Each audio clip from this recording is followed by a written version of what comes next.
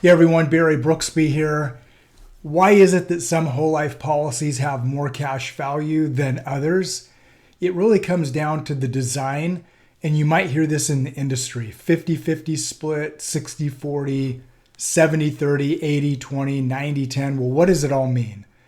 The first number, when I use the example, is the PUA, the paid up edition. So if you have a 70-30 policy, 70% of the premium is going into PUA, paid up additions, to grow more cash value. 30% would be going to the base premium or the insurance cost initially. Now, it is true that not all the base premium is going to cost, at least on paper, because we see cash value growing even with just base premium. If you have a 90-10 design, that means that 90% of your premium is going to PUA, 10% is going to the base. Now, a lot of agents will design 50-50 splits, 60-40 splits, because it does pay them more commission. More money going into base premium is going to pay an agent a higher commission. So what I have here on the screens, we're going to look at 4 very different examples of cash value insurance. In our first example, we're looking at all base premium. There is no PUA. So all the premium is going into base, which is mostly insurance. All of these illustrations are going to be based on a $20,000 annual premium, and that premium will be funded through the age of 65. So from 35 through 65. When this $20,000 goes into base premium, notice that the first year cash value is 0. Second year cash value is $611. So 40,000 premiums gone in, there's only $611,000 of cash value. What if we now say, let's add PUA to the base premium? And this feels more like a 60-40 design.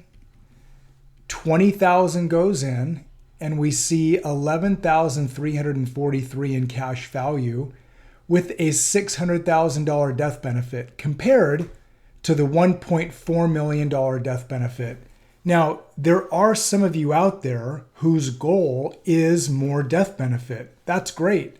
If you're looking at legacy planning, estate planning, you want to leave a bunch of tax-free life insurance death benefit to your beneficiaries, to your trust, it's a great way to do it.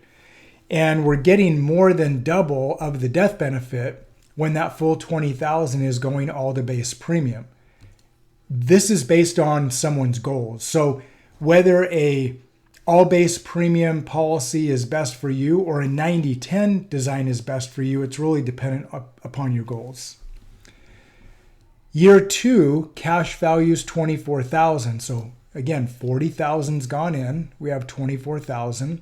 What if we take this and now add a term insurance rider? So we have base, we have PUA, we now have term insurance. The term insurance raises the MEC limit, and it allows more cash to go into a policy. And it's necessary if you want to get extra cash into the policy. The term rider does eventually drop off, but we have to have it if you don't want the policy to become a MEC. And most of you are not going to want the policy to MEC. With a policy not ever MECing, as long as you fund it, as long as you don't ever cancel it, all the cash value growth and gains can come to you 100% tax-free, but you've got to follow those MEC rules. So what we have here, again, 20,000. But look at the cash value. It's $16,354 compared to $11,343 on the 60-40 design, and then obviously $0 of cash in just the base design. This is an 80-20 design where you've got 80% of the premium going to PUA.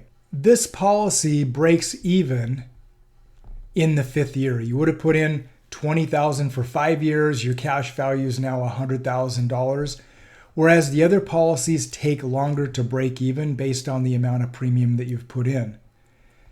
We're still looking at policy number 4 with base, PUA plus term insurance, but this is a 90-10 design.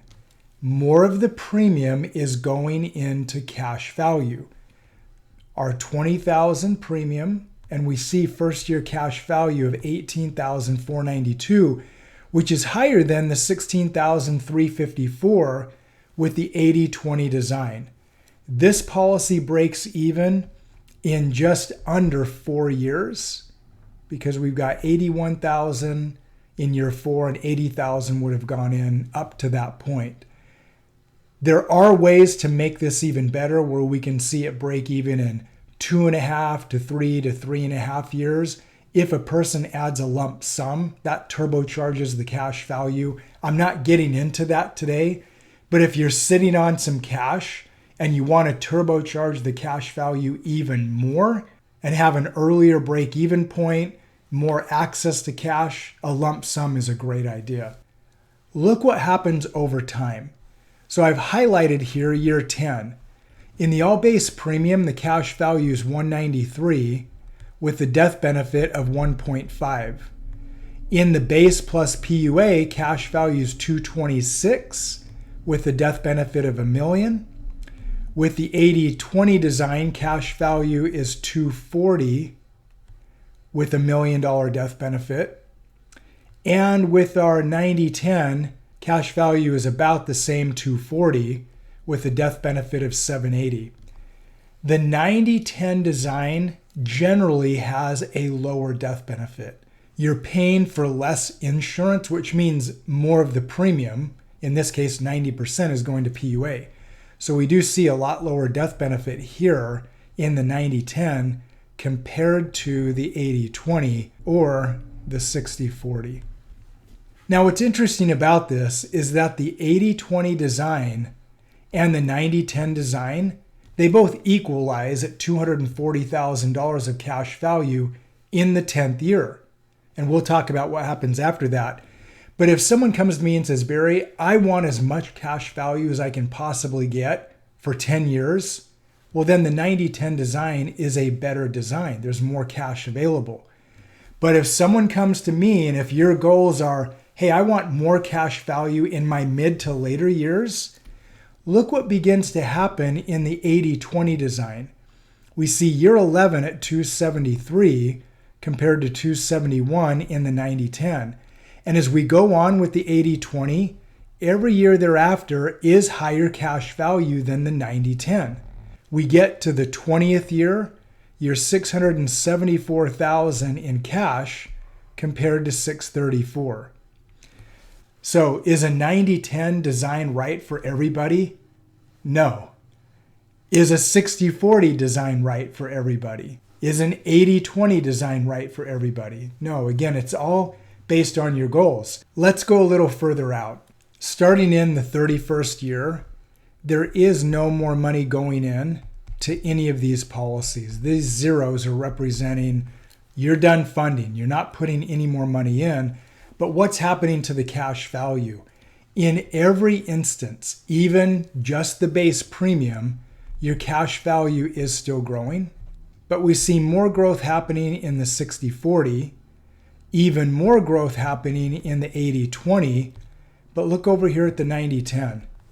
Because there was so much cash going in the first 10 years of the 90/10 design, its performance in the later years isn't as aggressive as even the 60/40 and in some cases even the base premium. So you want to make sure that you're getting the design that you want to best meet your goals, whether it's in the first 5 years, 10 years, or you're looking 15 to 20 years out.